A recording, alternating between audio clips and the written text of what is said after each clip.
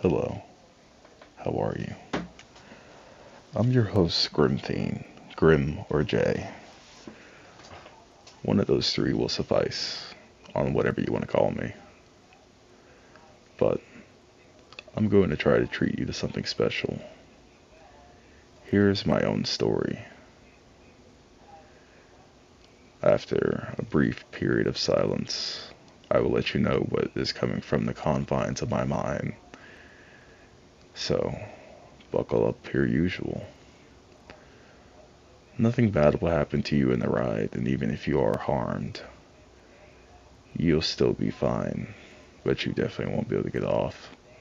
So now is your only time to essentially get off if you want to.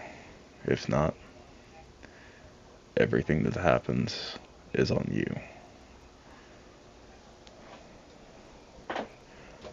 I've been held down within this room in the confines of my mind for what seems like a goddamn eternity. Days, weeks, months, whatever, perhaps. I've been rationing this food, like I said, for what seems like a goddamn eternity. And my only sources of communication are this right here as a whole. I came home from work on a midnight. It was 1 a.m. I'm thinking things are fine, but apparently they weren't.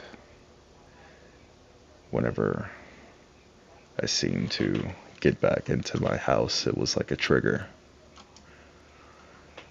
I thought I heard some groaning, something, per usual that my grandfather makes and emanates, but I should have known better. It was different. So here's some context. My grandfather is a World War II, my bad, not World War II, but a Vietnam veteran. He was a tanker, but I can still imagine some of the things that he saw that was just indescribable. So, because of that, he has night terrors with also the accumulated things that's happened to him within his life. I dare not to ask him that, but sometimes he talks within his sleep and is very incomprehensible. So, that's all the context that you'll get for now. Honestly, I'm scared right now because he's normally asleep at this hour, or the last time that I checked, but the noises seemed more incomprehensible than the last time we had an incident. That fabled incident that had happened, I caught him sleepwalking, but the only horrifying thing was that he was saying some incomprehensible things, but there was a revolver in his hand. I decided to call out his name, but he wasn't hearing that. He fired off a shot towards my direction, and I didn't dare to ask anything else. I figured staying quiet was the best thing that I could do. So I stayed very, very quiet, trying to reach my room. But my door is pretty rickety and creaky, so I tried closing that, but it made a lot of noise.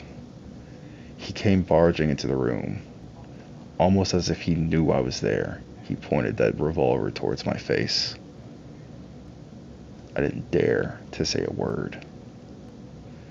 And what felt like a very, very long time had passed. It was probably a couple of seconds, a minute, or just whatever. He walked off, running around the house. And he's a 78-year-old man, still just as active. Apparently, whatever he's been doing has been working wonders for his body. But that wasn't the most terrifying thing I've been through.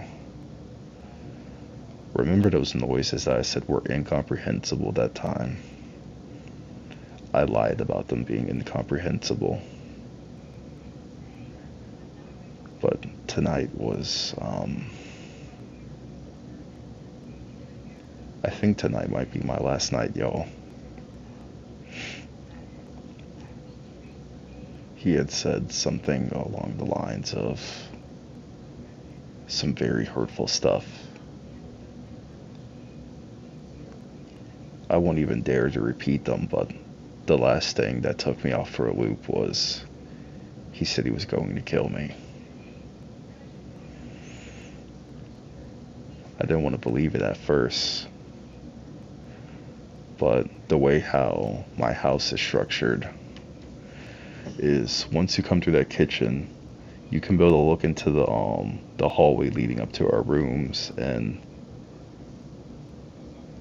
his room is all the way at the end. It terrified me a little bit once he said that last line of, "I'm going to kill you."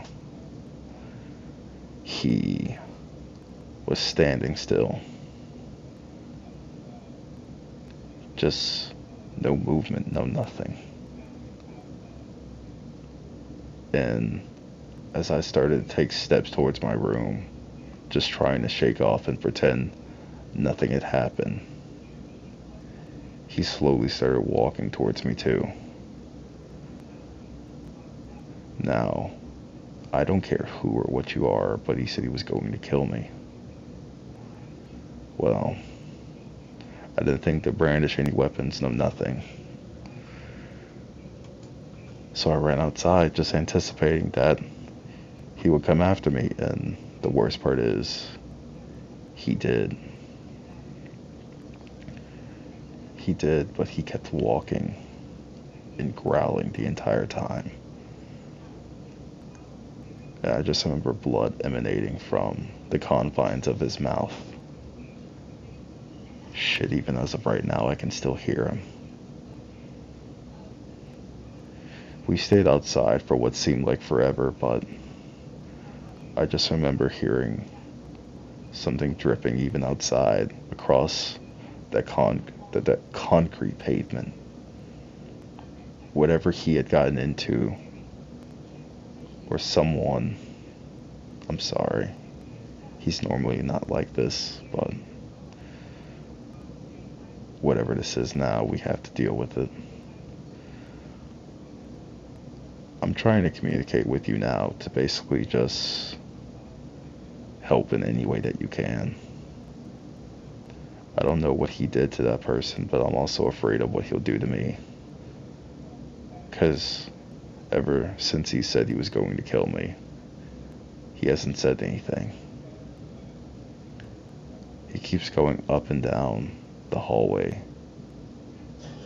as if he knows I'm here coughing and growling.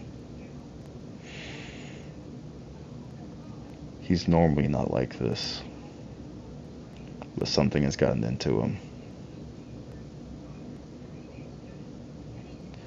Well, I'm going to be here for what seems like a very long time.